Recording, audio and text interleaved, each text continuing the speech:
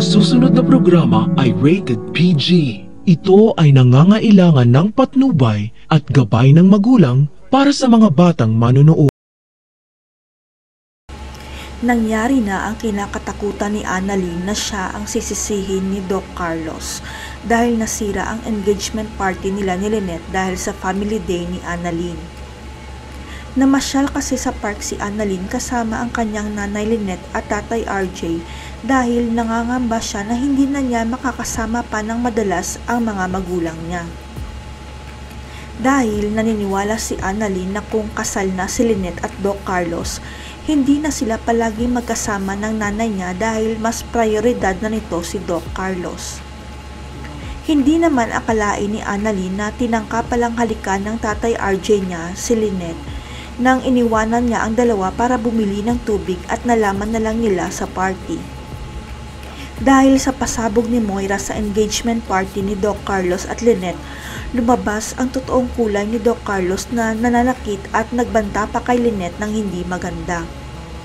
Sa sobrang galit ni Doc Carlos, nasaktan niya si Lynette kaya nagkaroon ito ng pasa sa braso at nagbanta pa kay Lynette na putulin na ang koneksyon kay Doc RJ.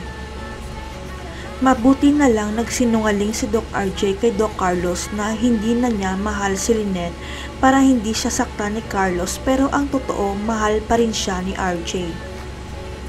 Nakakainis lang dahil hinayaan ni Lynette na saktan siya ni Doc Carlos at hindi siya nagsumbong kay Tiang Susan at Annalyn na si Carlos ang dahilan ng pasa niya. Siguradong pagsisisihan ni Lynette kung bakit siya nanahimik sa ginawa ni Doc Carlos sa oras na malaman niya na mas malala pa pala ang ginawa ni Carlos kaysa sa kanya. Hihingi pa sana ng tawad si Annalyn kay Doc Carlos, kaya lang nagulat ito dahil galit na galit sa kanya si Carlos dahil siya pala ang sinisisi kaya napahiya siya sa party. Hindi na makakapayag pa si Doc Carlos na mapahiya sa maraming tao dahil 2 beses na siyang pahiyain ni Lynette, ang una sa proposal at pangalawa sa engagement. Kaya nagbanta si Doc Carlos kay Lynette na sakaling mapahiya siya ulit, hindi na niya alam ang magagawa niya kay Lynette kaya putulin na nito ang koneksyon kay RJ.